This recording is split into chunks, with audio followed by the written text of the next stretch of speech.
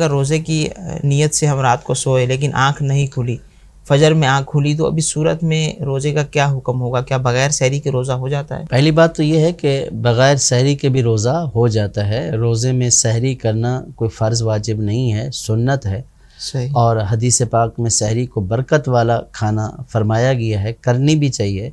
یعنی آنکھ کھلی ہے تو بالکل سحری کرنی چاہیے، دل نہیں بھی کر رہا تو 2-3 کھجوریں ہی کھا لے سنت کی نیت سے، تاکہ اس برکت والے کھانے کی برکت حاصل ہو جائے، اور روزہ رکھنا اس کے لیے آسان ہو جائے۔ دن میں بھوک وغیرہ کے معاملات میں اگر سحری کر لے گا تو اس کو روزہ گزارنے میں آسانی ہو جائے گی، بھوک نہیں لگے گی۔ باقی رہا یہ کہ اگر کوئی سحری نہیں کر سکا تو اس صورت میں وہ روزے کی نیت کر سکتا ہے یا نہیں کر سکتا؟ جی بالکل وہ روزے کی نیت کر سکتا ہے، نہ صرف کر سکتا ہے بلکہ اس پر لازم ہے کہ اگر نیت کا وقت موجود ہے تو وہ روزے کی نیت کرے۔ رمضان کے روزے کی جو نیت کا وقت ہے وہ غروب آفتاب سے لے کر ظاہرہ کبریٰ تک ہے، یعنی زوال کا وقت جب شروع ہوتا ہے اس سے پہلے تک روزے کی نیت کر سکتا ہے۔